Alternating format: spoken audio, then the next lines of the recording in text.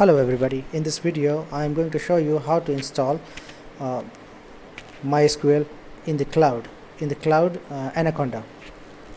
Now a couple of reasons why you would be doing this. First, you might have a low spec computer. Second, installing it is a very tedious process, and third, updating the system becomes a nightmare. So for this, you just have to go on your browser, type there Anaconda online.